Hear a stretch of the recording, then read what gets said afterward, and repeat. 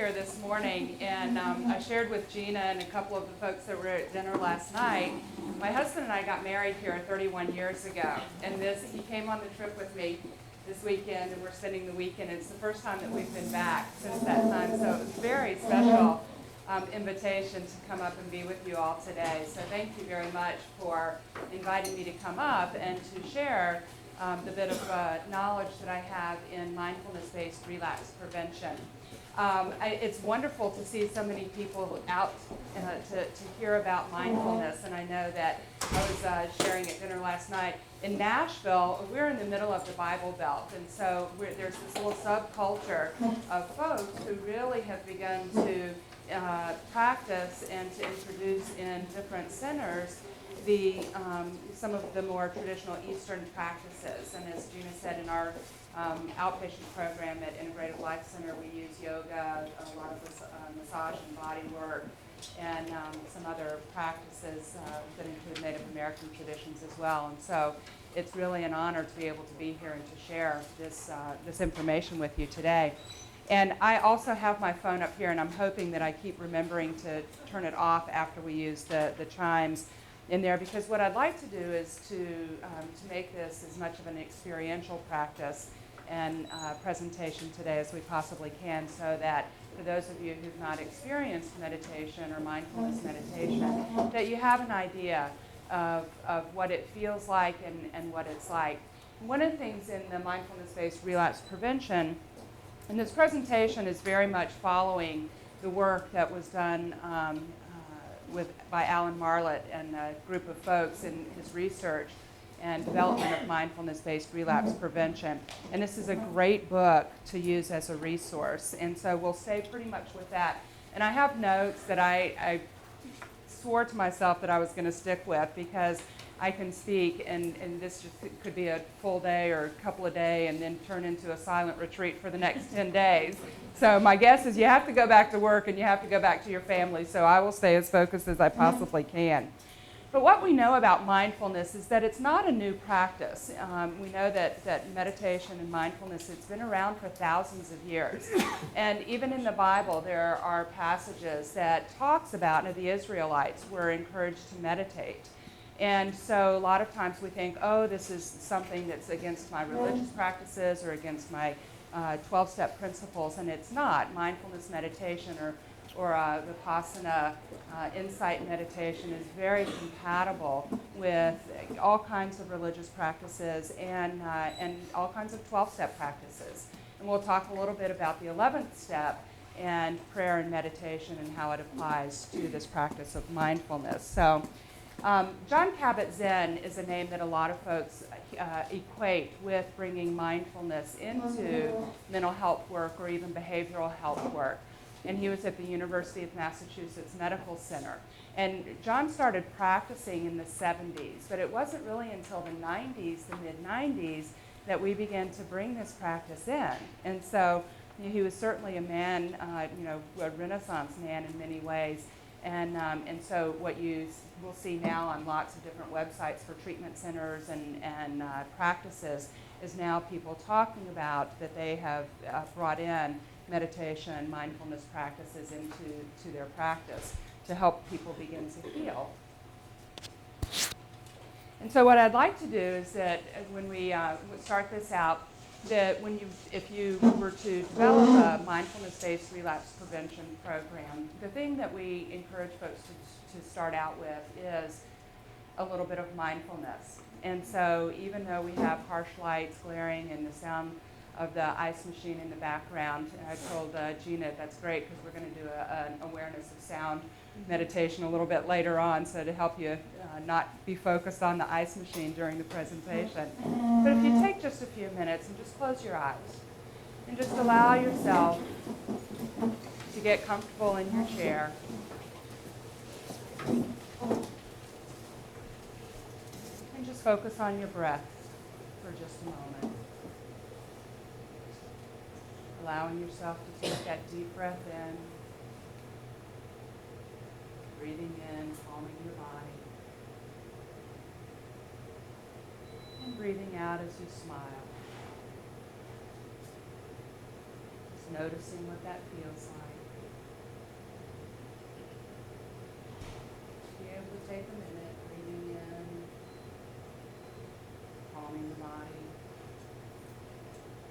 breathing out, smiling, just allowing your body to relax. Just noticing, letting go of any stress, any tension, any tightness that you may have brought into the room with you this morning. Just letting that go, bringing your awareness into this present moment. Right here, right now. Dwelling in the present moment. And knowing that this present moment is a wonderful moment.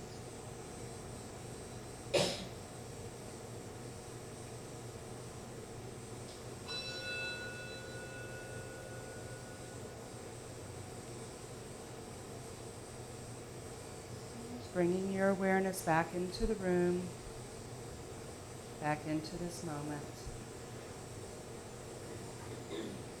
Allowing yourself to maintain that sense of calm, that sense of peace that comes when we focus on breath, breathing in and breathing out. And as you're ready, just opening your eyes. And if you start snoring, you'll know that you have relaxed really, really deeply.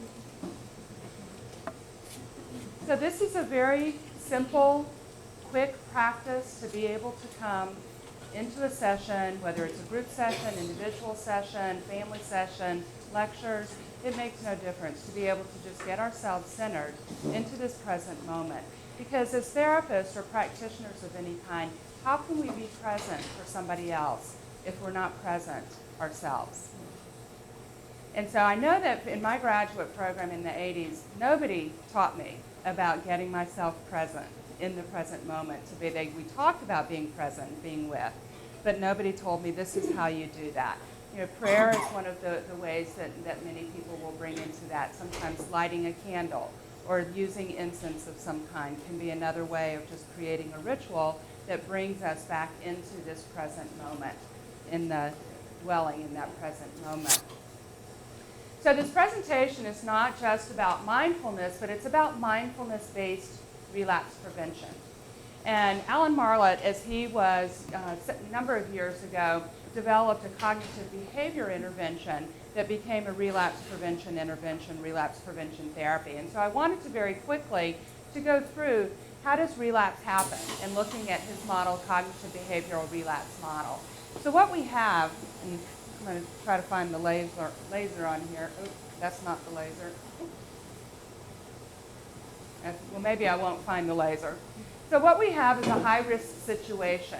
And relapse happens when we have that high-risk situation and a person has ineffective coping skills.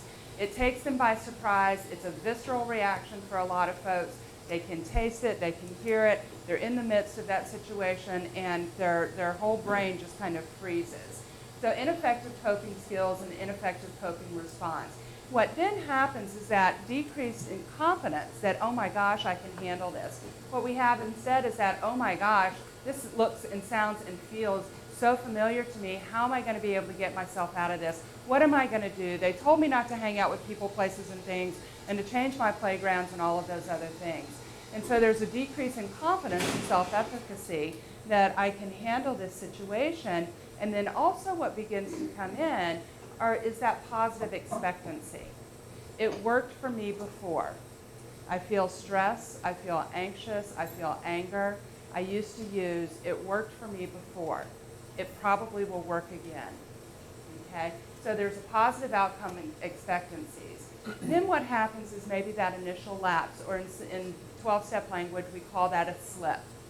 And it may be a one-time thing, it may be a two-time thing, and then a person gets back into the program or gets back in practicing their recovery skills.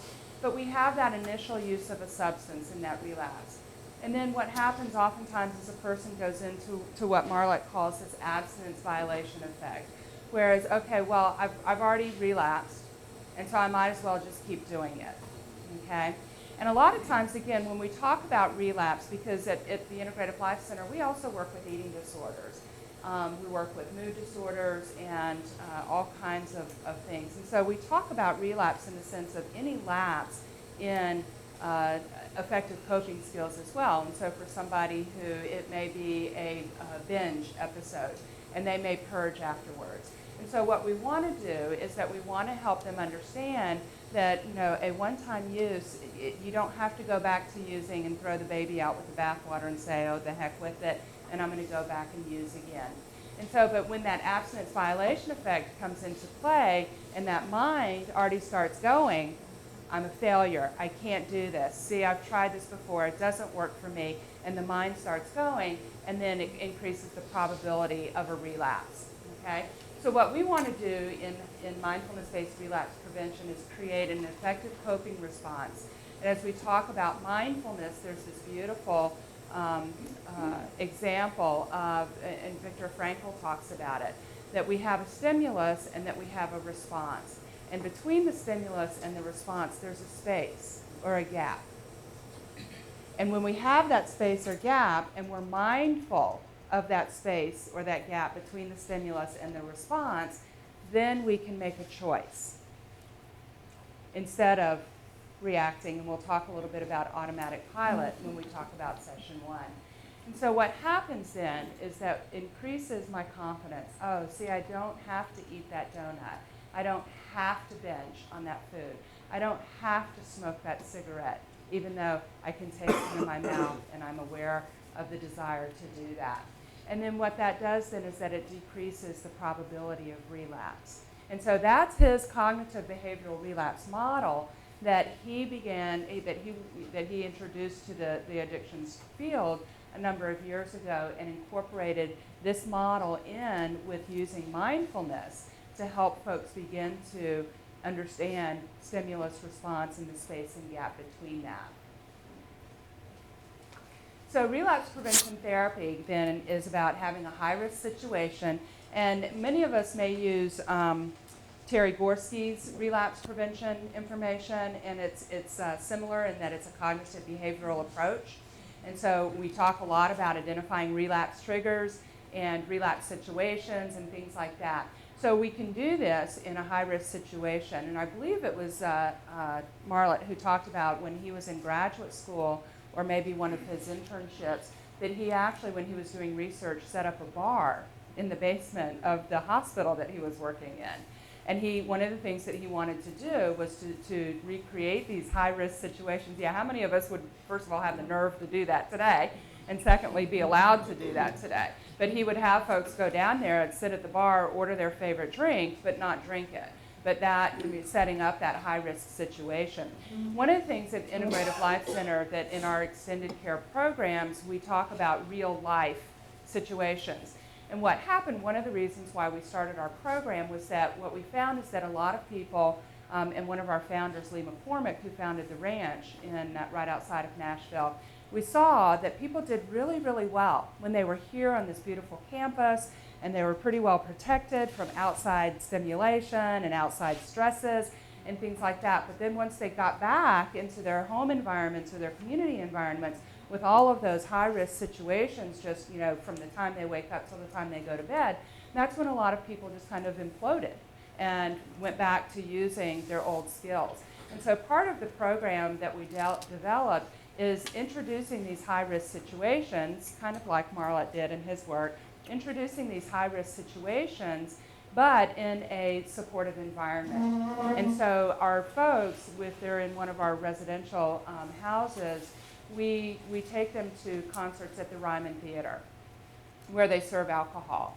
We take them to different locations and giving them opportunities to hear music, to smell that alcohol. If you've ever been to Nashville and you're walking down Broadway, there's a club on every 50 yards in there. So just walking down Broadway, the doors are open, the music's blaring, the smoke is there, the alcohol is there. And so these are situations that often are triggering situations. And this is one of a little bit of a variance between mindfulness-based relapse prevention and, say, 12-step. In 12-step recovery, what I was told early on, avoid, people, places, and things that were associated with your drug and alcohol use.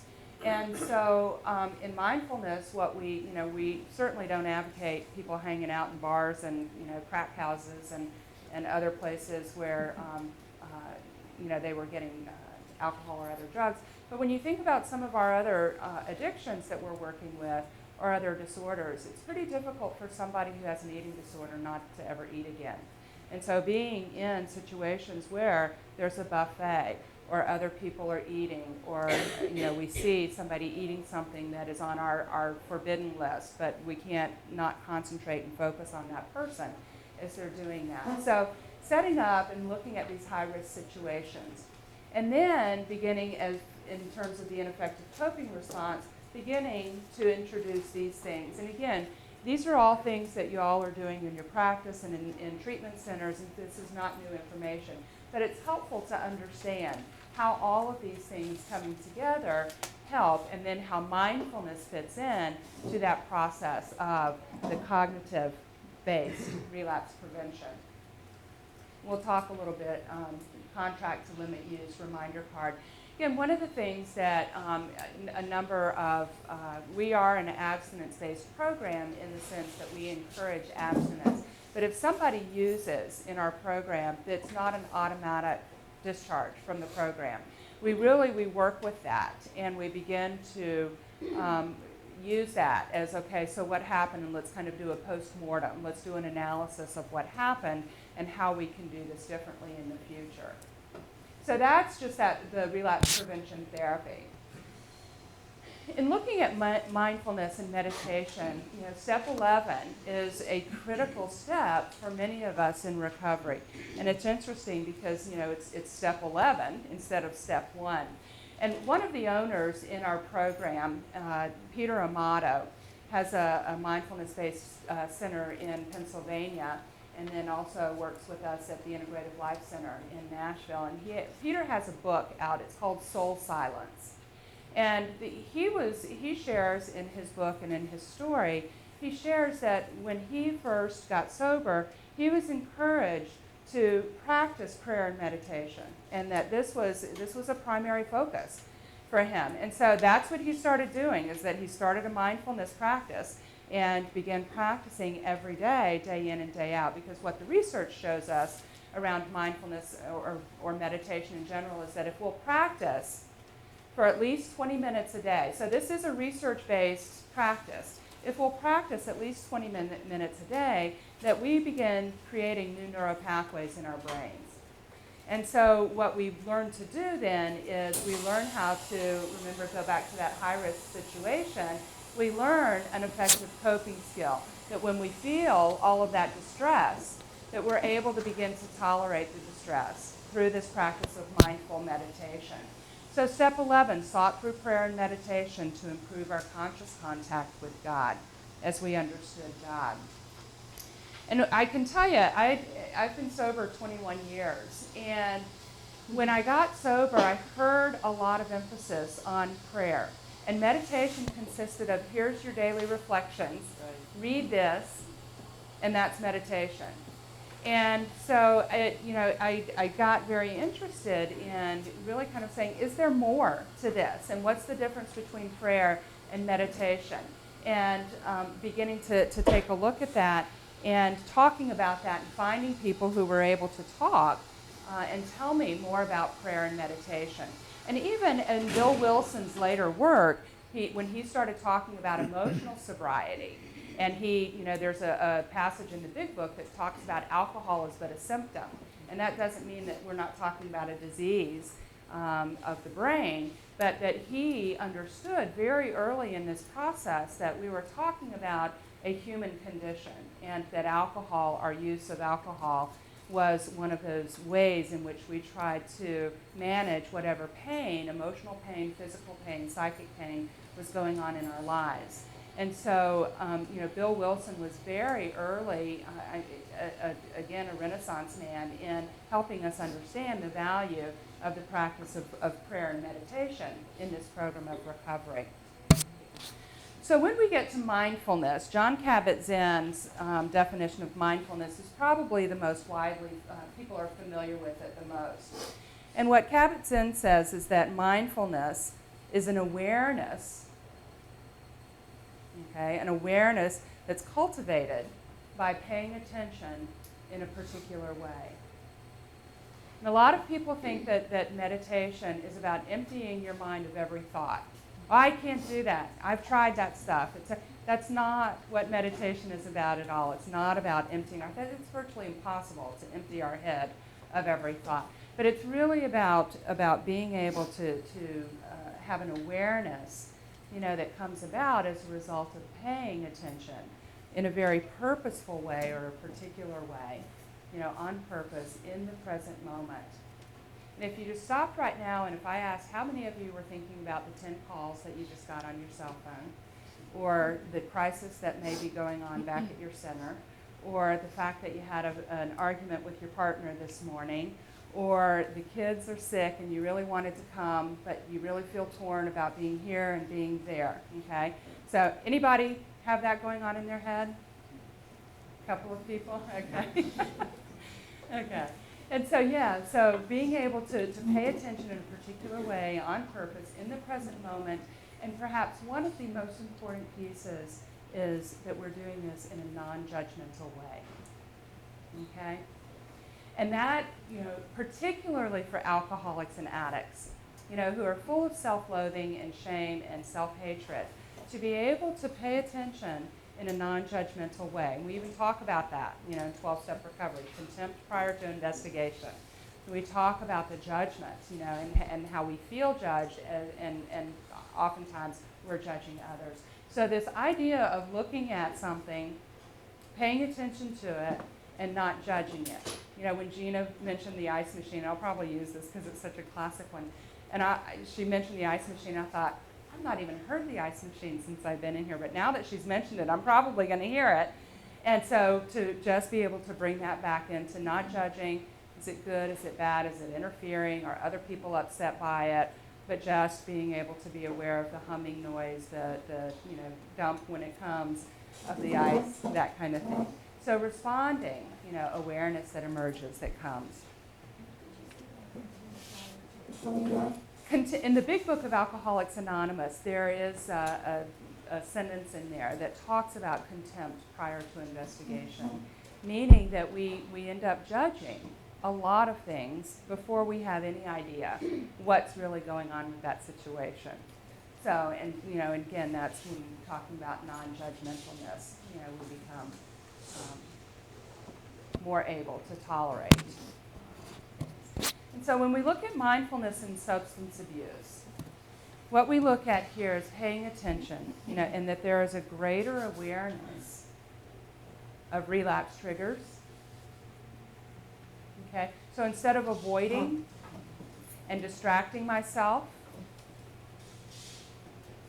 if I smell nicotine, if I see a pack of cigarettes, if I see a lighter, instead of avoiding that, and instead of distracting myself and going someplace else, what we're doing is that we're paying attention, and I'm paying attention to what's going on inside of me. My thoughts, my breath, my body, okay? And interrupting, what that allows me to do is interrupt that previously automatic behavior of, let me go smoke that cigarette. How many of us do things and all of a sudden we realize, I didn't even think about that. I wasn't even aware of it. I just did it. And some of those things, it's how many of you have arrived at your destination and thought, how did I get there? Yeah, yeah. And so, that's, we go into a little bit of that trance, but that's an automatic behavior. We go on automatic pilot and we do this, we don't even think about it. I read somewhere that there was some research done on the number of thoughts that a person thinks a day. How many thoughts do you think a person thinks a day? 20? Too many, okay. Yeah, it's like 60 or 80,000 thoughts a day. How many of our thoughts are we actually aware of? 20. Yeah. So most of us, again, the thoughts that we think are the same thoughts that we thought yesterday, and the day before that, and the day before that. And they are just so automatic based on our belief systems and the fact that we've been practicing them for 55 years. And so, again, being able to pay attention and create a greater awareness. In the present moment, addiction, we don't spend a whole lot of time in the present moment. We spend a whole lot of time in the past or a whole lot of time in the future. I've heard people talk about anxiety, as a disorder of the future. What if? We're anticipating something will happen. And that depression is often a disorder of the past. Oh, if only. Oh, I wish. It used to be so good. I used to be so happy when he was in my life, when she was doing this. And so being able to bring ourselves back into this present moment, whether we're feeling discomfort or we're feeling comfort, it doesn't make any difference. And accepting that present experience rather than avoiding that present experience, okay? And again, non-judgmentally, detaching. Detachment is a huge word in the addictions field, isn't it? And I don't know about you, but I heard all of this talk about detaching, and it wasn't, nobody ever told me how to do that. Was it, do you cut somebody out of your life? Do you just not talk to them? Do you ignore them? How do you do that detachment? And it wasn't until really beginning to understand this concept of non-judgmentalness that I began to understand that I can accept somebody, I can love somebody, and I can do that non-judgmentally, and it, again, creates space for me to be able to love them, but not choose to be around them or not be affected by their behavior. Many of us in our field have loved ones in our lives who have addictions, so you know how challenging it is, even as a professional and working with folks, how challenging it is to let go of and detach from what somebody else is doing, particularly when it creates pain and heartache and disturbance and distress for us. So being able to do this and detach can be very helpful. So we talk about in mindfulness meditation, there are formal practices and informal practices that we do. These are some of the things that we teach folks to do and that we do in our groups and individually with our clients at the Integrative Life Center. There's a body scan is a formal practice, and we'll do a body scan a little bit later on if we have time to do that. And a lot of times people think, mindfulness meditation, you have to be sitting on a cushion and your legs crossed and think, no, you can be sitting up, you can be laying down, it doesn't matter as long as you're comfortable and you're in a position to be able to help your body feel a flow of mindfulness. Mindful movement. How many people do yoga? Okay. How many people do Tai Chi or any other non-resistant martial arts? These are all movement meditations, and they're very, very, very helpful to help people quiet their mind and begin to focus inward. And it's one of the reasons why a lot of centers are now beginning to use yoga is for that very reason. We can do a sitting meditation, a loving kindness or metta meditation. Again, loving kindness is something that we talk about a lot because of the self-loathing and the self-hatred that most of our clients tend to have when they come in. Walking meditation. Has anybody walked a labyrinth in here? Okay, yeah. So, and that labyrinth, it's not a maze, where there's no ending, but it's a one way in and one way out, and it's a metaphor for going inward and finding your center. We have a labyrinth that's 2 blocks up at a place called Scarrett Bennett Center, and we will often do a mindful walk or even a trust walk where the one person closes their eyes and they have a partner who walks with them, and they have to trust that partner. So oftentimes we'll do that and walk up to the labyrinth and then talk about this spiritual journey inward and use that labyrinth again as an experiential way of helping broaden, taking that broad focus into a specific focus and back out. And then mountain meditation is a specific guided meditation.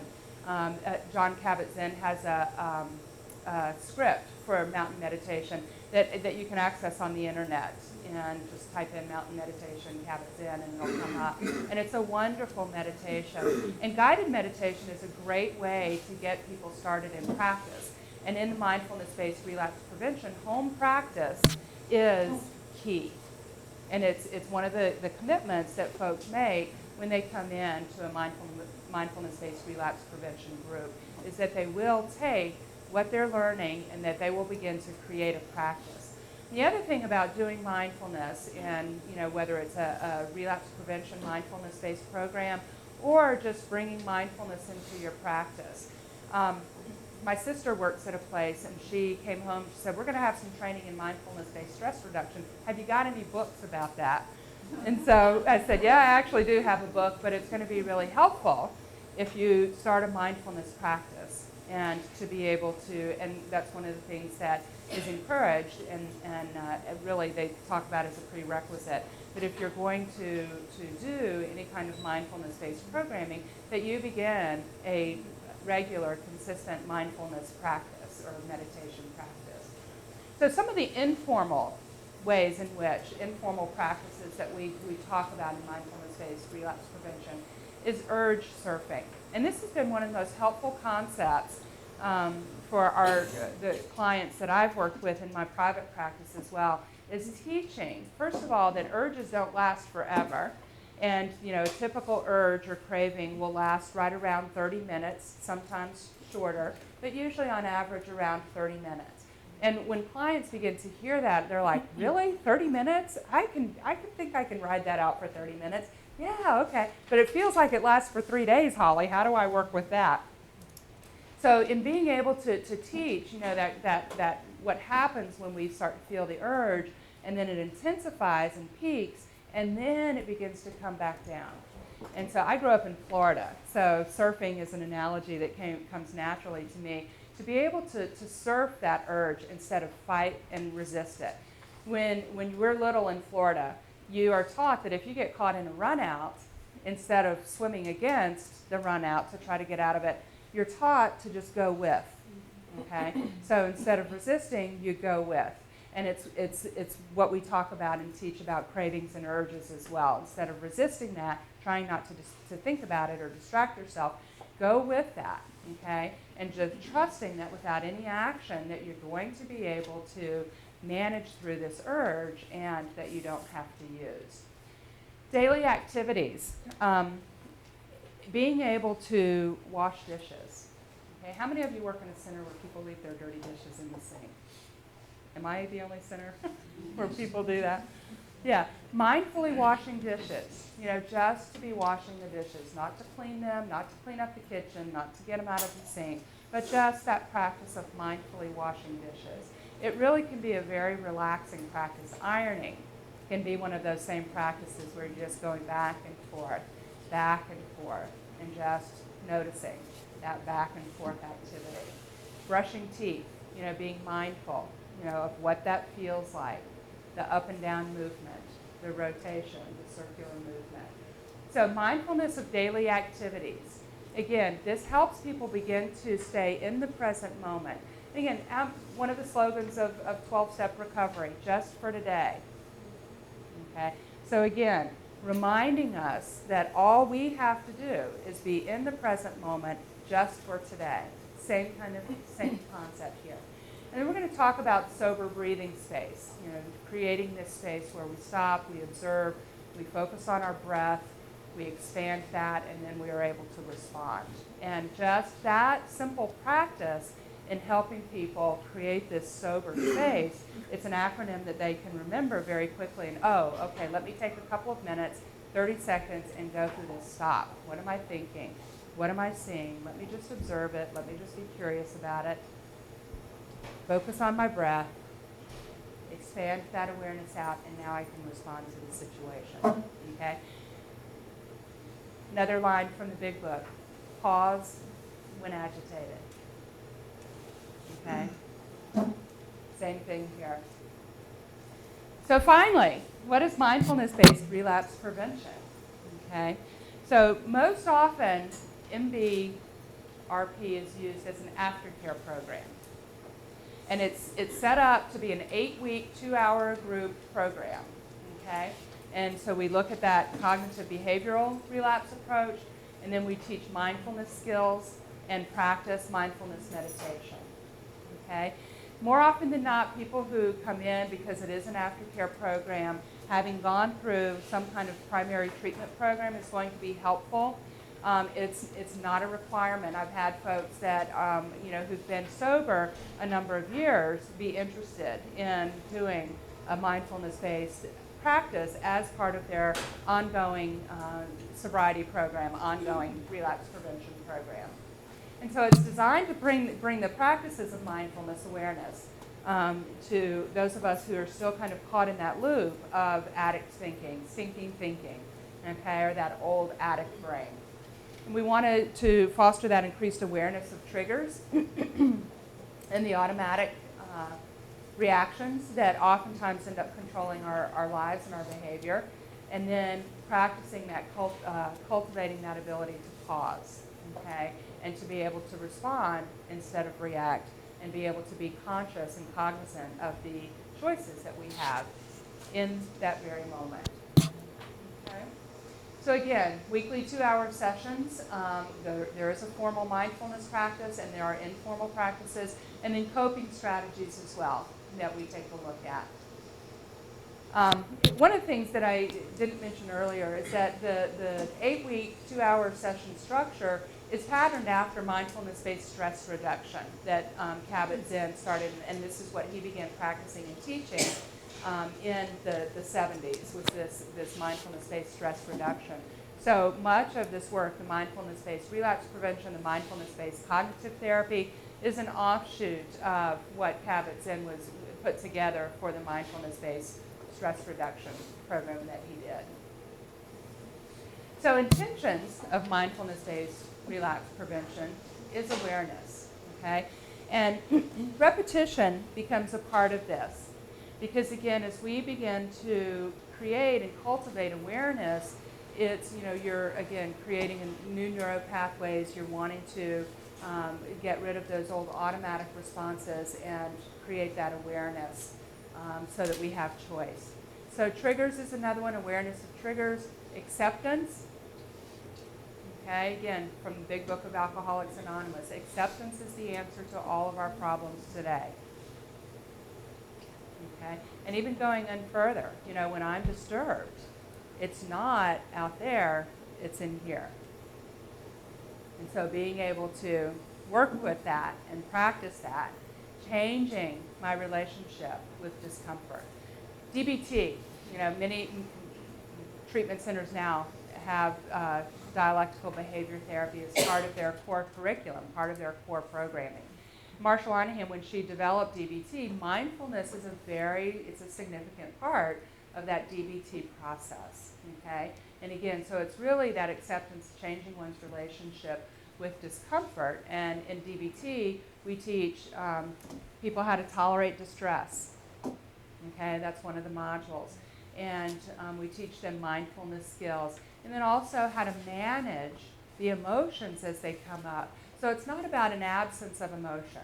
It's not about an absence of thought. It's about being able to tolerate the discomfort that comes when we have those thoughts. Being able to then respond and bring our focus back into present awareness and be able to let the thought go. Okay? So then it's about balance, balance and lifestyle. Okay? So this is, and one of the reasons home practice is so important is that we want to be able to maintain the gains. And using that practice of mindfulness meditation or any kind of meditation becomes a part of a lifestyle that the person then becomes balanced in that lifestyle. One of the concepts that we use and one of the ways in which we approach mindfulness and in doing group work is this process of inquiry, okay, of questioning, and not the third degree questioning, but really questioning. What am I experiencing? What just happened? And so being able to look at the direct experience, and oftentimes we become aware of a direct experience because it's painful, right? How many of us didn't even think about the fact that we got in our cars this morning, drove here, didn't have a wreck, didn't have any adverse experiences, hoping no adverse experience happened on the way. But we didn't even think about it, didn't even notice it, okay? Didn't appreciate it, didn't give any thanks or gratitude for it. We just did it. Usually when we have a direct experience that we notice, it's because it's a painful direct experience, okay? So what we want to do is then to say, okay, so how did I just react to that? What were my thoughts? What am I feeling in my body? Where am I feeling that in my body? And those are a lot of the questions that we ask when we are doing the group process in mindfulness-based work, is what are you feeling? What's coming up for you? Where are you feeling that in your body? And then let's just be able to notice that. Be curious about that. Is that an old reaction? Okay. What am I telling myself? What's the judgment about that? What's the story behind that? And in traditional therapy, again, one of the ways that I was taught is, what's your story? Tell me your story. And there can be a time and a place for that because it's important for people to tell their stories. But when we hang on to that story and we repeat it time and time and time and time and time and time again, and we become the story, then it makes it much more difficult to step out of that story and into health and wellness. So being able to look at that judgment when we pass judgment, and we are judging our story or our experience as good or bad, then what we tend to do is create suffering. And what we, again, know is that most of us spend a good part of our lives trying to avoid suffering, when one of the Four Noble Truths in Buddhism, suffering is inevitable. And so part of this, it's not a Buddhist practice, but part of mindfulness is just noticing the experience, trying not to create a judgment, and then being able to say, okay, so what can I do? What can I control? Okay? Serenity prayer. Accept the things I can't change. Change the things I can. What can I change here in this moment, at this time, that's going to help me step out of this pain? One of the questions, too, in this direct experience that I have asked folks when they say, oh, it's so painful, I'll say, well, describe pain. Define pain for me. And they kind of look at me with that blank stare of, well, what do you mean? Well, define pain for me. And so, what we then talk about is it possible to have that direct experience, notice it, and then instead of judging it as painful, to be able to say, I don't like this, but I can tolerate it. This is a familiar behavior. This is a familiar feeling.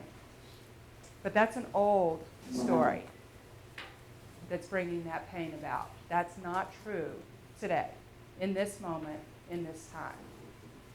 And so bringing people back into that, and then kind of going back out with that reaction, reaction, reaction. Where is the story? Is it in the past? And that this is not personal. Okay? And for those of you who may be familiar with the 4 Agreements by Don Miguel Ruiz, one of the agreements is don't take anything personally. Because it's not about us. It's about interpretation. This is what our mind does. Our mind wants to understand so that we can then decide if this is safe or not safe. Okay? So, this is what it does. It's not personal, and there's no need to judge that particular experience. It's just an experience. So as we're facilitating, what we want, this is a combination of approaches. It's a very person-centered approach. How many people remember Carl Rogers? Unconditional positive regard. Okay?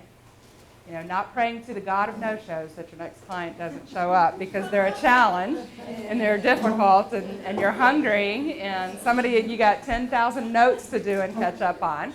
Okay? But yeah, person-centered, unconditional positive regard regardless of where this person is, regardless of the choices that they're making. There's a motivational interviewing style to it as well, which is very much about accepting that a person is where they are, and that we don't have to make them go any place other than where they are right then and there. Our job, our purpose, is to help give them opportunities, help give them choices, but ultimately, with that belief, is that they get to decide. They get to decide what they do. They get to decide how they do it, and that we facilitate that. Unconditional acceptance, authenticity, humor, believe it or not, and, of course, empathy. It kind of goes without saying in our field, doesn't it? For the practitioner, the facilitator, to embody these qualities is very important. I do some motivational interviewing training as well, and a lot of people say, oh yeah, I use motivational interviewing, I use those techniques. And what we know about, what Phil Miller talks about and teaches in motivational interviewing is that it's not a set of techniques, it's a way of being with people. Okay? Mindfulness is the same way. It's a way of being with people. I don't say, oh, I'm going to go do some mindfulness with this client. It really is about, we have to embody it, and it has to be evident in everything that we do, and whether it's our professional lives or personal lives, which leads us to the ongoing personal mindfulness. And then spontaneity and creativity. And even though this workbook spells out an 8-week, 2-hour session course, it allows for a lot of creativity and a lot of spontaneity to be a part of that.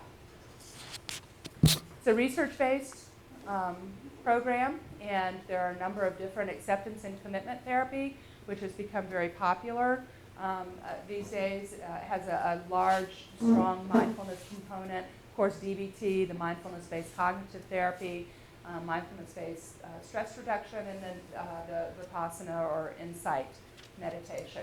And these are the different populations. It's not just the addictions field. Actually, we started out with stress and depression, and really looking at those two and to see if mindfulness could work with that. Kim, you're doing chronic pain. Working with chronic pain. We have a huge problem with opiate abuse and opiate addiction now because of the proliferation of chronic pain medication being dispensed. And so chronic pain, it's amazing, and maybe you can share some of your experiences around that, but it's amazing how people can begin to tolerate pain that in the past they defined as intolerable. You're in a military environment. The military has been doing research, ongoing research around mindfulness meditation practices, moving meditation, yoga, things like that, and are incorporating that more and more into different healing programs, wellness programs that they're using with their military members. And it's amazing, again, how people are just grabbing onto it because it helps them feel relaxed for the first time in a long time. A friend of mine, Jake Clark, has a project. It's the Soldier Meditation Project. And Save a Soldier is another name that he uses for it. But they bring soldiers who've been in combat, and it doesn't matter if it's from Vietnam or current, Iraq, Afghanistan, it doesn't matter. The soldiers are all invited, and they do a 5.5-day program. Right now, it's the site they have is in Malibu.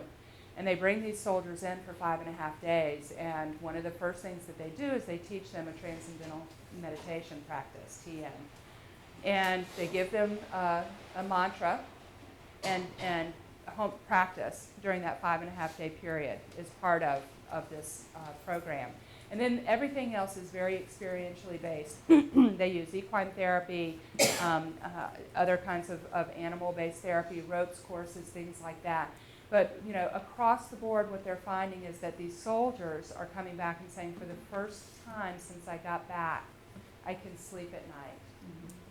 They're having folks who are able to go off of medications. And this is not a treatment program. They don't advocate, whether somebody takes medication or not. But what they're finding, and what these soldiers who are going through the program are finding is that they don't require the level of medications that they had before. And so it's amazing what's happening. And this is a free project. These soldiers don't pay anything. to come through the project. Yeah.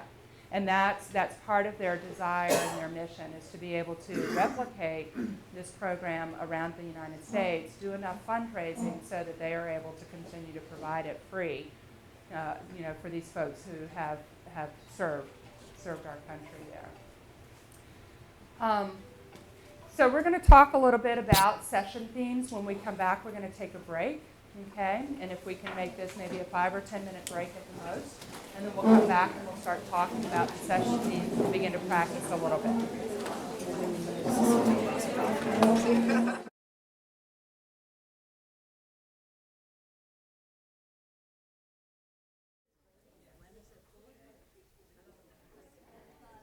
Okay.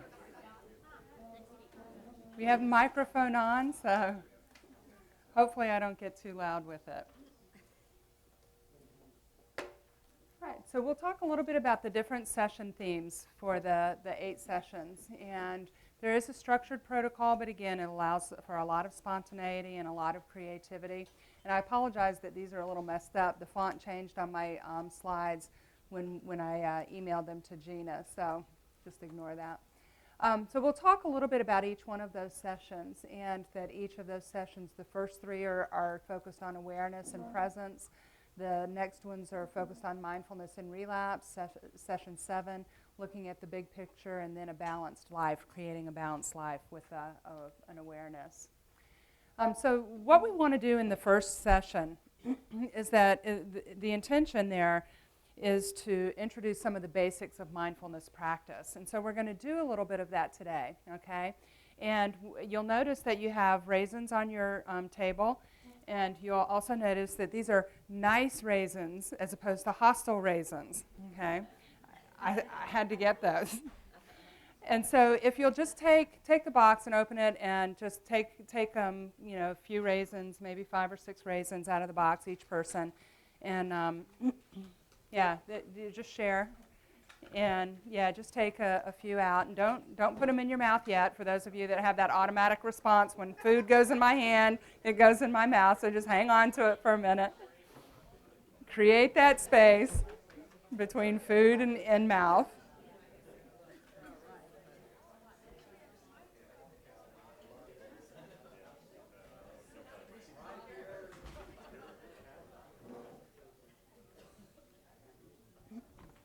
Okay, does everybody have some nice raisins? Okay, good. So what I want you to do first, again, just take a minute and just breathe, okay? And just allow your breath to come in and go out, inhaling and exhaling.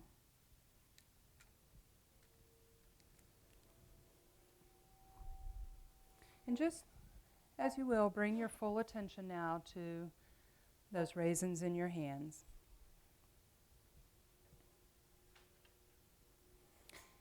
And just look at those raisins carefully, as though you've never seen anything like it before. And just bringing your attention to seeing it. Maybe picking it up with the other hand or moving it around. And just observing all of the qualities. You might even imagine that you've just come in from another planet, and that your task is to observe this object. And just observing it with as much detail as you possibly can, as though you're going to report back to your home guys there and tell them all about this object that you have picked up while you were on planet Earth.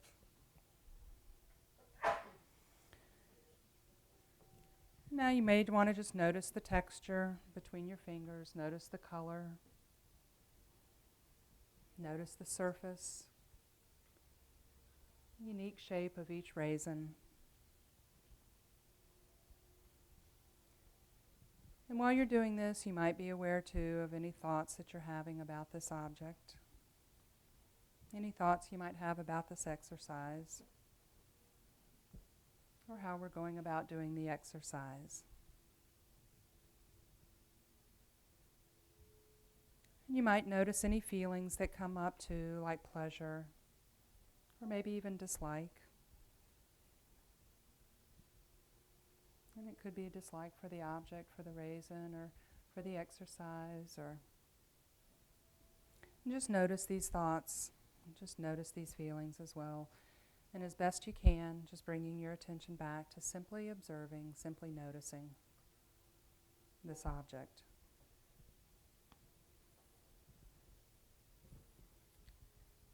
Now you might bring this object up under your nose and inhale, noticing if it has a smell. You might even bring it to your ear and squish it a little and see if it has a sound. And then taking another look at it. And now slowly bringing this object to your lips, aware of your arm, moving the hand to position it correctly. And just gently placing the object against your lips and just noticing, just sensing how it feels there against your lips. Holding it there for a moment and aware of the sensations and any reactions that you may have. And you may notice that you might even have an anticipation by your mouth. May have started salivating a little bit, anticipating the taste. And now placing the object, the raisin, on the tongue, and just pausing to feel what the raisin feels like in your mouth. And just noticing the surfaces, noticing the texture, and even the temperature of the raisin. Is it warm from your hand? Is it cold from the box?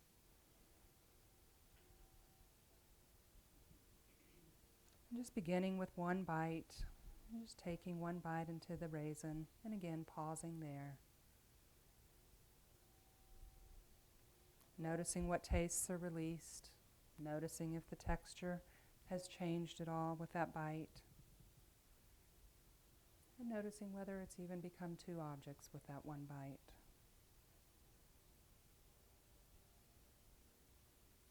And now chewing slowly, just noticing the actual taste and change in texture as you chew the raisin. And just maybe noticing too how the tongue and the jaw work together to position the raisin between your teeth. And how your tongue knows exactly where to position the raisin as you chew. And when you feel ready to swallow, watching that impulse to swallow, just noticing. And maybe pausing before you actually swallow in order to notice the urge. And then as you swallow the raisin as best you can, feeling it as it travels down your throat and into your belly. Just noticing.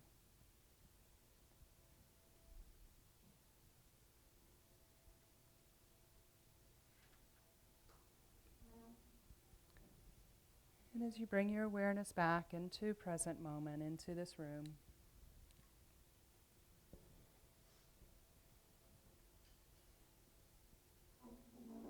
just noticing what you feel like at this moment, what comes up for you,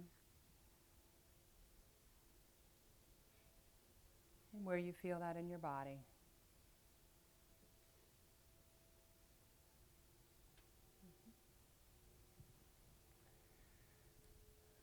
Would anybody be willing to share what that experience felt like? It's nice. Nice.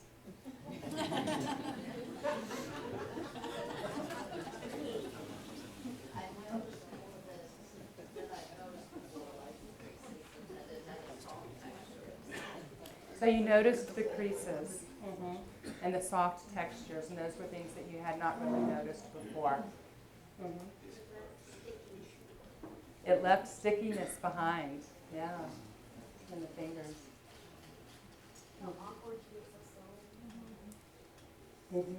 Yeah. It reminds me how fast I eat. Yes, yes. Yeah, so your mind kind of went to that place of, thoughts. I eat too fast. I need to slow down. I should do this differently. And so bringing that back into, the texture. Ah, the taste of it. Ah, the. And then the impulse of just automatically, once they come out of the box, put them in the mouth. If you Automatic said pilot. something, the first handful would be Automatic pilot, exactly. That is exactly what, what many of us create in our lives. Stimulus response, stimulus response, stimulus response. By doing something along this line, the mindfulness part of it, we begin to create that space. Remember we talked about that between stimulus response. There was a hand up back here. I've read where you're supposed to eat a piece of chocolate that way. I can never do it. It's always much faster than that. And so what you may, after having this experience, you may want to just notice next time you have a piece of chocolate, if you're able to do that differently and to be able to just savor that and take that time and let it melt on your tongue. Yeah, a lot of times I bring chocolate, but I stopped doing that because sometimes, people are triggered by chocolate and sugar and, so raisins are pretty nice. There was another hand? Yes. When I had them in my hand, I caught myself judging them. I liked only the ones that were more plump because I don't like the hard ones. So I'm gonna put those back, and so I had all the nice ones in my hand. Yeah. That's the only one. Yeah.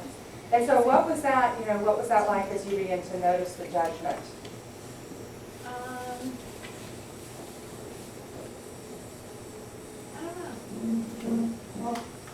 I think it was just kind of weird because it was just simple raisins. But yet I wanted to make sure I had all the particularly good ones. Yeah. And that's oftentimes what happens, when we ask that question. So what did you notice when you had that judgment? I don't know. Okay, so let's take that moment, and notice. Oh, it didn't feel good. It felt kind of, in my body. Where did you feel that in your body?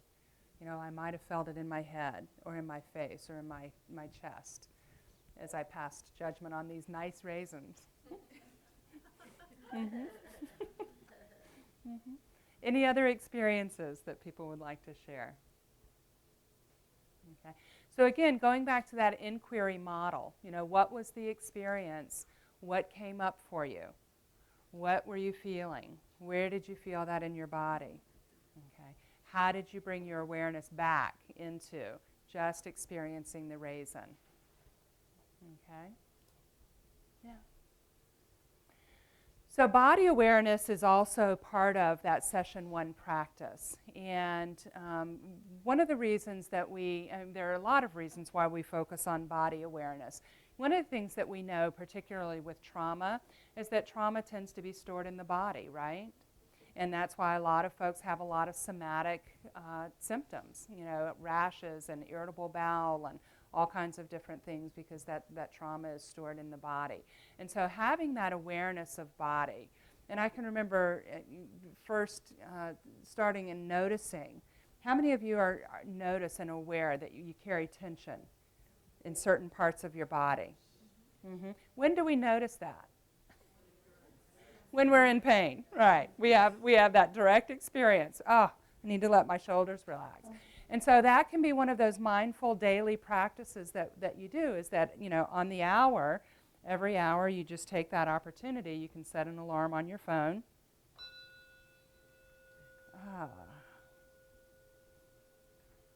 Yeah, and just take that time to roll your shoulders. Yeah, and so it becomes, pretty soon you start anticipating the bell. You don't even have to wait for it. You kind of know when that time, if you set it every 30 minutes or every hour. I was working with a young woman and we were talking about her attitude and how she could be mindful of her attitude because she said, I hate it when I do this. I hate it when I'm mean to people. I don't want to be mean to people. And so we talked about, well, how can you become mindful? How can you become aware of your attitude? And so she decided to set the alarm on her phone, every hour and do an attitude check every hour to see, whether she was having a bad attitude or not. She was just going to be able to do that. So, being aware and then noticing, what was going on in her body at that time. So being in the body frees up a lot of consciousness, okay, that, it takes a lot of energy and a lot of, we spend a lot of energy thinking.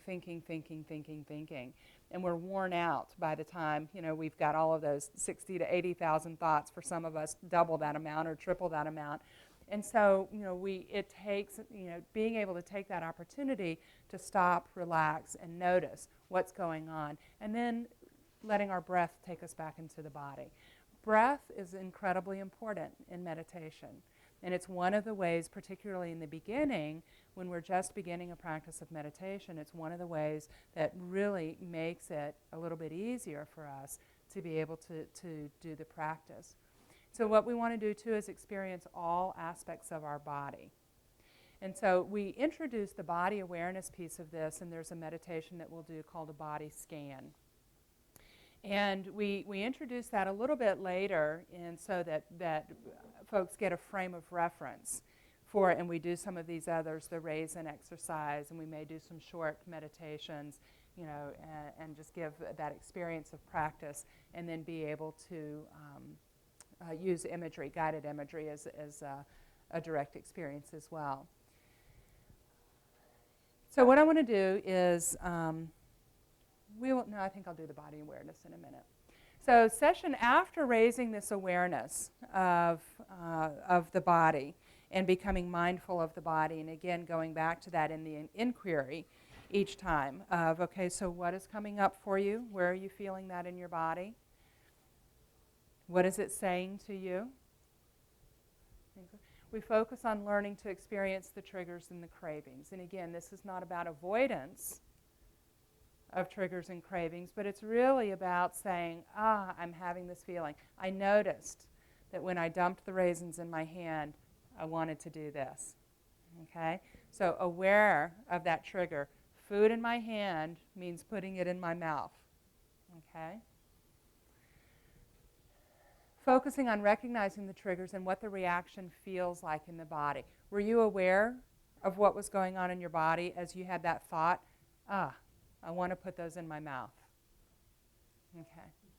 So if you go back, just take a minute, close your eyes, and again, a simple practice. If you go, close your eyes, take yourself back to that time where you dumped the raisins in your hand and wanted to put them in your mouth.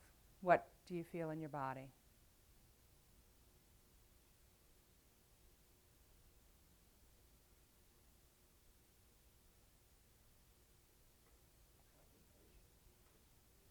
Mm-hmm. And where in your body do you feel that?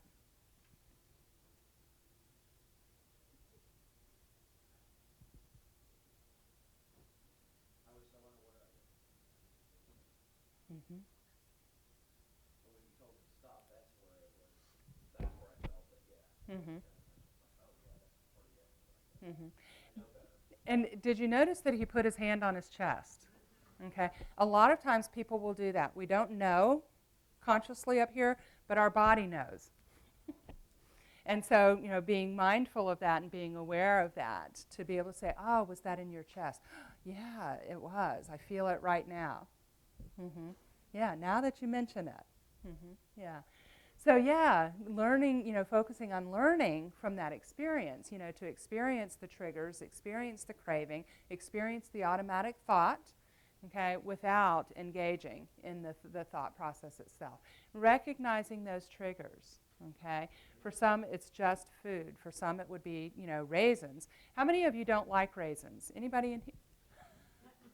So, anybody willing to share that experience of what it was like when you saw the box of raisins?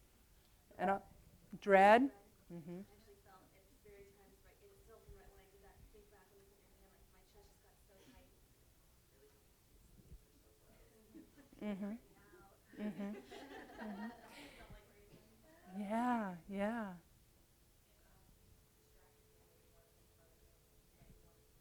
Yes, automatic. Oh, I don't like this. Judgment, okay, judgment. I don't like it. They taste bad. They look funny. I don't like the feel of them. Judgment. And then, let me take my mind someplace else so I can tolerate this exercise. So what was it like to bring your focus back when you found yourself getting distracted?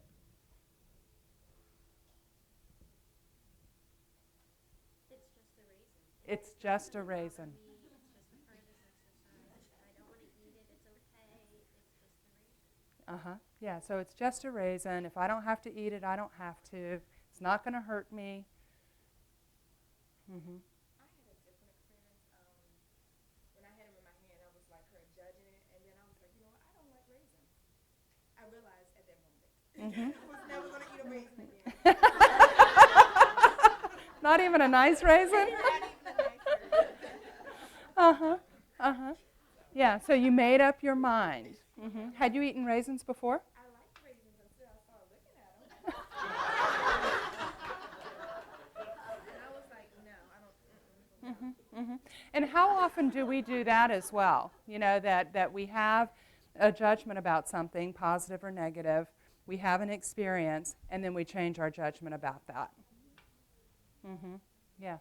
Doing this with somebody that I've been working with binge eating. She's been binging on her children's like cookies, and she slowed down and she said, you know what? I don't like Chips Ahoy cookies. You know, I did as a child, but when I actually slowed down and tasted it, I don't like them. And then she stopped binging on it because she was able to break that cycle enough to kind of say no. Mm-hmm. The Oreos are different, but. Mm-hmm. Yeah. So being able to recognize, you know, the sensation, the thoughts that we have as we're doing that, and then the emotions that come up. You know, maybe an emotion of feeling empowered. I'm not going to eat raisins anymore. I don't have to eat these things anymore. Or the Chips Ahoy. Yeah, I don't even like these. I can let this go. That's a huge decision. As I sit and kind of think about it more, I go back to that thought of, I go back to realizing how much power I give food over me. Yes. And I go back to kind of that process of that challenge I always have with it, and just kind of brings it to the forefront of how it still plays that huge role in my emotions, my reactions. Yes. So going back to the story, remember the inquiry, we have the direct experience, pain. Okay, how many of you grew up with, do you know how many starving children in China there are that would love to have this food? Mm-hmm. So you're going to eat it, you know. How does that have anything to do with the starving children in China? I'm not sure. Or yes, or how many people you're going to have a bite of everything. We don't care if you like it or not. I mean, so yes, we are, you know, that direct experience that we have around food, around love, can be painful. And so then we create a story around that. And based on that story, we make decisions and have thoughts and feelings and emotions. And so if we can begin to change, you know, reframing in our field, you know, is a beautiful technique, helping somebody be able to look at an experience from a different perspective can make all of the difference in the world. So again, that awareness and using some of these techniques that we know. So session 3, we look at mindfulness in our daily lives. And again, home practice is critical. And what I would invite each one of you to do is, you know, just to take a couple of minutes each morning. Maybe you start with brushing your teeth. What is this really like? What does this feel like? How long do I do this? I got an electric toothbrush recently, and it has one of those, I think it's after 2.5 minutes, it pulses. And I thought, I was never even aware of how long I brushed my teeth before. This is kind of fun. This is kind of cool. And so, yeah, so just being, you know, daily activities, you know, washing the dishes, loading the dishwasher, doing the laundry, reading to your children, whatever it is, to notice and just be present with that activity. So what we do in session 3, too, is we begin to learn about sober space as a way of expanding, okay, the quality of our mindfulness from formal to informal practices.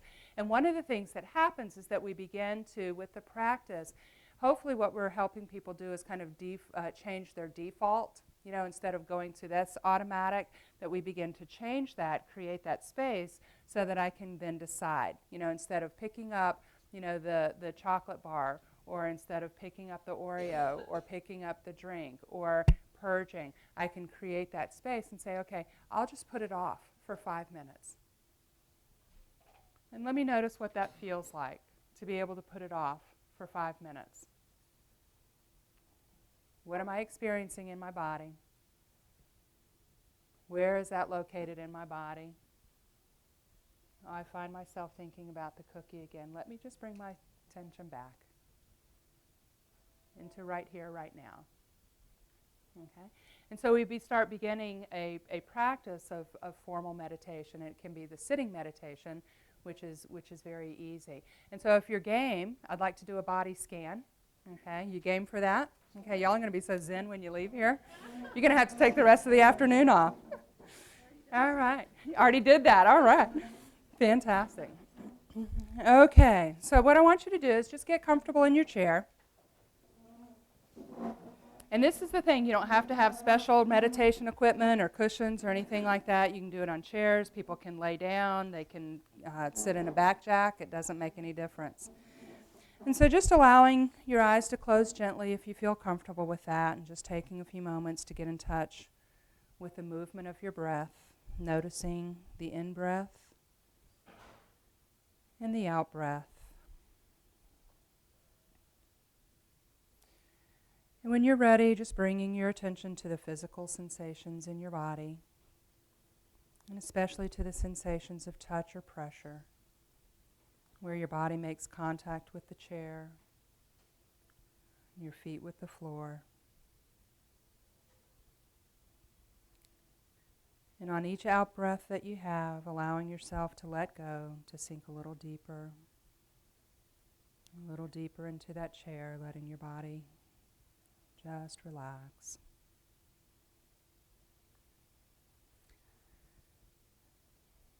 And the intention of this practice is not to change anything or to get you to feel different or even get you to feel relaxed or calm. This may happen or it may not. No judging. Instead, the intention of the practice is just as best you can to bring awareness to any sensations that you're feeling as you focus your attention on each part of your body. And if you find your mind wandering, just gently bringing it back to the awareness of your body. Just noticing without judgment.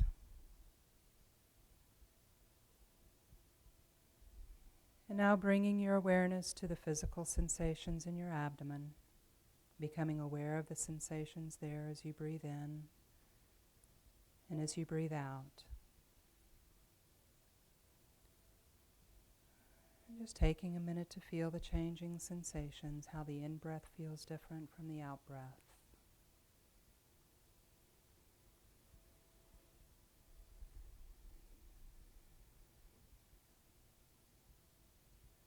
And having connected with the sensations in the abdomen, just moving your focus of your awareness now down through your body and into the toes of your left foot.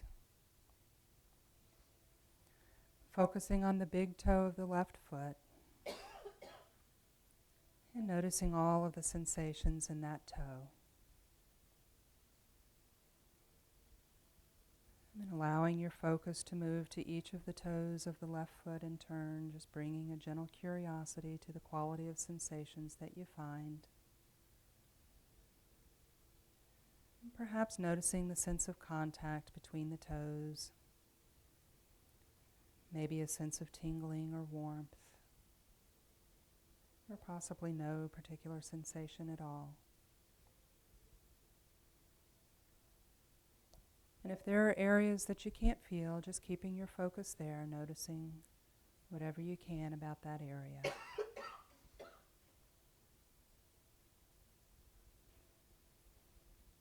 And when you're ready, feeling or imagining the breath entering the lungs and then going all the way down through the body into the left foot, to the toes of the left foot. And imagining the breath coming all the way back up from the toes, through the body, and out through the nose. So that you're sending your breath down to the left toes and then allowing it to come all the way back up through your body and out of your nose. And as best you can, continuing this practice for a few breaths. And just noticing if it's difficult to get the hang of it. But just practicing as best you can, perhaps even approaching it playfully.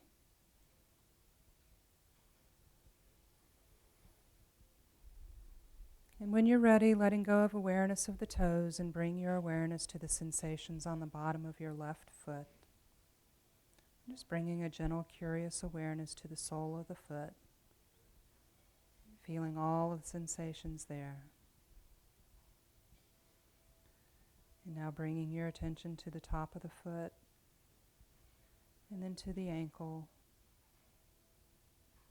feeling the muscles, the bones, and the tendons in the ankle. Moving your attention to the calf and the shin, and feeling the clothing against the skin of that area, or any sensations in the muscles.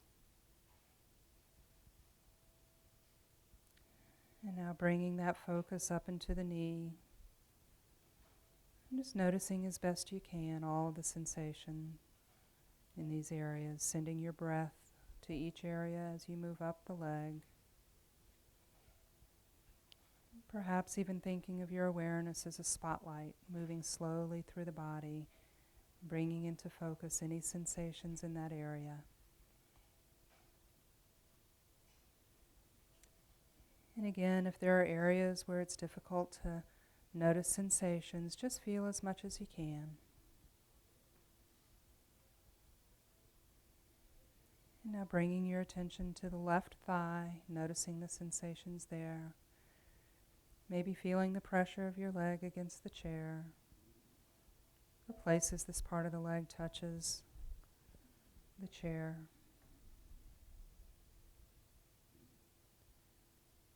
And throughout this exercise, the mind will inevitably wander away from the breath and the body from time to time. And that's completely normal. It's just what minds do. And when you notice it, just acknowledge it, noticing where the mind has gone off to, and then gently returning your attention to that part of your body. And now sending your attention down to the right leg, through the right foot, and into the right toes. Again, picturing the breath going down to the toes, then coming back up through the body and out the nose.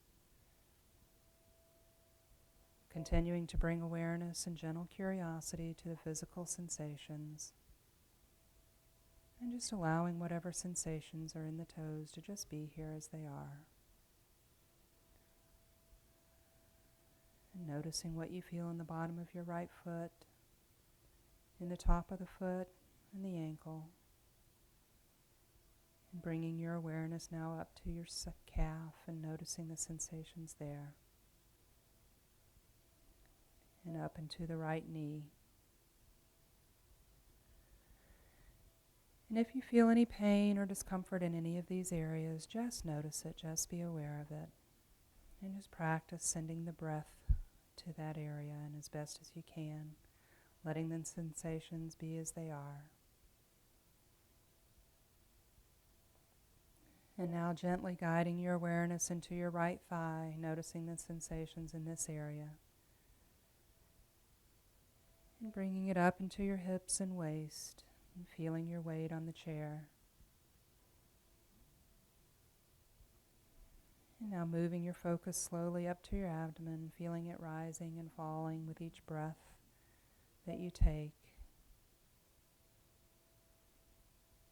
And moving your awareness into your rib cage, just feeling any sensations as you can.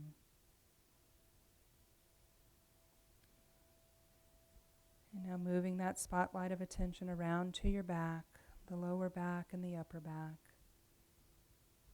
And feeling the places where it touches the chair, and feeling any places of tension or discomfort. And just noticing. And bringing that spotlight up into your chest and your shoulders. And if you become aware of tension or of any other intense sensations in a particular part of the body, you might just try breathing into them, using the breath to gently bring awareness right into that sensation. And as best as you can on the out-breath, letting go, loosening, relaxing. And if you notice your thoughts wandering or you become distracted or restless, just notice that too. It's okay. And just gently guide your attention back to the sensations in your body. And now guiding your attention down the left arm and into the fingers of the left hand, feeling each finger in the places where they connect or contact the chair. And now up into the wrist and the forearm, noticing all of the sensations here in the elbow, upper arm, the shoulder. And again, just noticing any tension or tightness. And just breathing into that tension. Breathing into any tightness. And now gently moving your attention across your body to the right side, down the right arm, and into the fingers of the right hand. And again, feeling each of them separately, noticing any tingling or urges to move them that you might have. And noticing if there are fingers that you're unable to feel as well as others. And now guiding your attention into the palm of your hand and the wrist, the forearm, the elbow, and bringing that focus onto the upper arm and shoulder. And letting your attention now come into your neck. And just feel where there's a tightness or tension. Being aware of areas in which it might be harder to detect sensation. Just noticing. And now bringing your focus up the back of your head. See if you can feel the hair on your head. And just bringing awareness to the left ear. And then over to the right ear.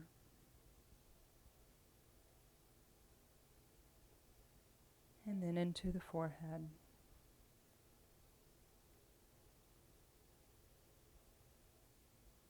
And exploring now the sensations in your face. Noticing your eyes, your cheeks, your nose. And just see if you can feel the temperature of your breath and if that changes when you breathe in and breathe out.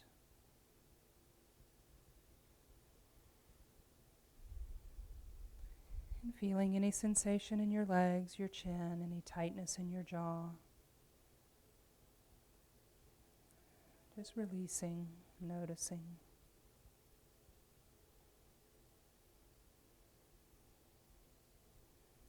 And now bringing awareness to the very top of your head.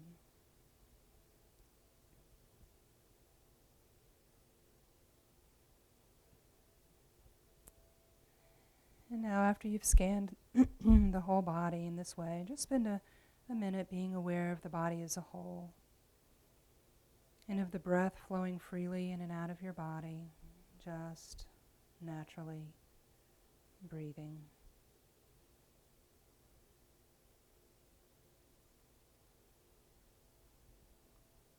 And now very slowly and gently, while you still are maintaining an awareness of your body, when you're ready, just move your body around a little bit, maybe wiggling your hands or your toes, your feet, your fingers, and just allowing your attention, your awareness to come back into the room, present moment. Just allowing that breath.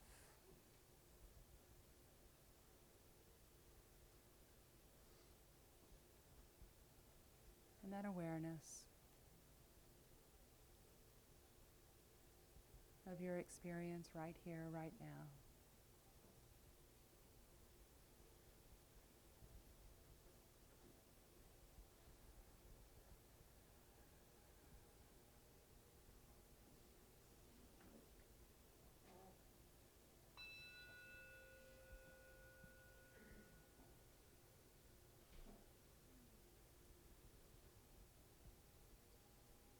What do you notice about the energy in the room? Calm? Yeah. It's amazing to do this with little children. I don't know if any of you work with little ones, but they can do this and do it fairly easily. So it's a nice practice. Yeah. So the sober breathing space, we can create that as our clients are able to practice that body scan. These next practices begin to make more and more sense as they practice. And so using, these meditations, we can stop, observe. What am I noticing? What am I feeling? What am I experiencing? No judgment to it, just noticing. Take my breath. Okay, we can breathe down into that area. Okay, and then I expand that focus, and then I can respond. So this is how we create that space between stimulus and response. Okay, there's a little 3-minute meditation that you can do. And all of this material is in the Mindfulness-Based Relapse Prevention book, and also, as Gina said, that'll be available on the slides I think they're going to put them up on their website, so you'll be able to get it there. So we continue this mindfulness into all of the next sessions. We focus on those high-risk situations, and we focus on being present, and that's one of the things that the body scan teaches. And as folks begin to practice and do that body scan on a daily basis, what they are able to do is begin to really notice when they're in high-risk situations, what's happening. Is my mouth salivating? Is my hand wanting to reach for the food or the drink? Or is my hand wanting to reach for the drug? Do I find my car driving into my old neighborhood? So there's an experience with that space that they can then be able to create and make choices. And identifying the individual relapse risks, okay, and beginning to develop coping skills for that. Acceptance and skillful action is what we talk about in session 5. And again, acceptance of that present experience. Instead of, I hate raisins, why is she making me do this raisin exercise? Who even said that raisins were nice? We don't like these raisins. Being able to say, it's just a raisin. And I can eat it if I want to. If I don't want to, it's okay. No judgment. It's not bad. They're nice. Okay. So creating that foundation, practicing, and again, moving from noticing the warning signs and learning to pause to beginning to take skillful action. We had one of our clients who we were going to take them to the Loveless Cafe. If you've ever been to Nashville, the Loveless Cafe is an icon. If you ever go to Nashville, go to the Loveless Cafe. They have great food, and now on Wednesday nights they do music. And she was very early in her work with us, and she said, I just don't think I can go to that place. It's going to be too much. I'll get too triggered. And so that was one of the ways for her, was that she was taking skillful action. And she wasn't avoiding the situation. She was noticing, the fear, the anxiety, and giving herself permission not to eat the raisin ever again. But giving herself permission to ask for what she needed and to be able to stay back. And she ended up going to a meditation meeting instead. So taking skillful action in those high-risk situations. So that's a mini meditation, with the 3 steps of stepping out of the automatic response. Where am I? What's going on? Being able to bring my awareness, my attention to my breath. Gathering my mind so that I can focus on the breath. It's hard to be thinking 8,000 other thoughts when I'm thinking about my breathing, when I'm noticing the cool air as it's going through my nose and the warm air as it comes out of my mouth. It's hard for me to be thinking about all that other stuff. And expanding our attention to include the breath and the body as a whole. Oftentimes, most of us live on, from here up. And so to be able to bring that awareness back into our body is really important. Seeing thoughts as thoughts. Again, this is where the lack of judgment comes into handy. It's just a thought. It's just a raisin. That I hate raisins is just a thought, so I can relax my chest now. Okay. Looking at what role the thoughts play in the relapse cycle, okay, especially those thoughts that are problematic. I'll never be able to blah, blah, blah. I always da, da, da, da, okay? So being able to work with those. Self-care and the lifestyle balance. focuses on personal warning signs and how best to respond, and looking at the broader lifestyle choices. One of the things that we do is, even though we work with eating disorders, all of the clients in our center get nutrition information and education. And because what we know is that when we can nourish the brain, particularly in early recovery, we start feeling better. And when we start feeling better physically, oftentimes we think, oh, I can do this. My head is clear. So we talk a lot about nourishing the brain through proper nutrition and looking at this as a lifestyle change, not just quitting drinking or drugging or changing my eating habits or anything else, but it's really about lifestyle change, life changes. And then social support and continuing practice. And we encourage all of our folks to attend meetings, whether they're 12-step meetings. We have the good fortune of having Dave Smith, who is a practitioner, meditation practitioner in our area, who has refuge recovery groups. And if any of you are familiar with Noah Levine's work, Noah wrote the book Dharma Punks, and his practice is called Against the Stream. And so our refuge recovery groups that Dave does combined, anybody in recovery or just on a path of growth and healing are able to come, and it's a combination of meditation and discussion and sharing. So it's a wonderful thing. And then on Sundays he has a community sangha where people come into the center and meditate as a community.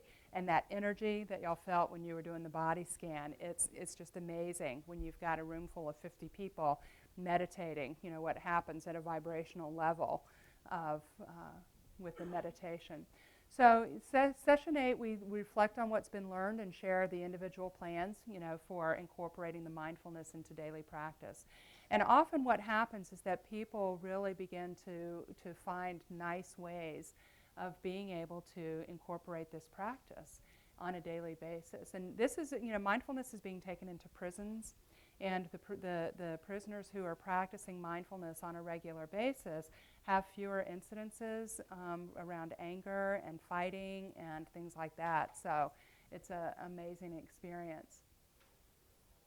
I love that quote. All you really need to do is accept this moment fully. You are then at ease in the here and now and at ease with yourself. So some of the basic observations, there's a difference between actual pain, the direct experience, and the suffering that we create in our minds. And so we talk a lot about what is the story that you're carrying along with you. What can we do so that you can respectfully leave that story in the past? Take what fits, take what's beneficial, take the lessons, and leave the rest behind. And that there are lots of ways to remove the suffering. Okay. A lot of us get really addicted to that suffering. It gets us a lot of attention, gets us pain medication, and gets us a whole lot of things in our life. But it's optional, and we can do things differently. So this whole idea of acceptance, it's probably my favorite paragraph in the big book of Alcoholics Anonymous. When you think about it and meditate around that one sentence, acceptance is the answer to all of my problems today. If I can accept that it is what it is, just right here, right now, and that I don't have to fix it, I don't have to change it, I don't have to do anything, I can just notice it. It's amazing what happens. And when we relax, what happens to our creativity and our ability to problem solve? We find that we're more creative. Things come to us a little easier. Yeah. So that is mindfulness-based relapse prevention, a very brief introduction.